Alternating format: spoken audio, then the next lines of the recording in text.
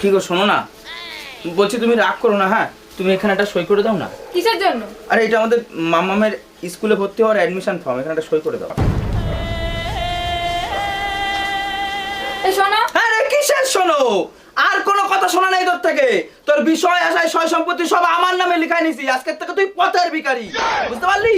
আমি 500 টাকা চাইলে আমার সঙ্গে কি ব্যবহার করতো? তোর বাড়ি গাড়ি সয় সম্পত্তি সব এখন আমার নামে। তুই শোনো তো। আরে কোনো কথাই শোনার নেই তোর থেকে। তোর থেকে আমি কোনো কথাই শুনবো না।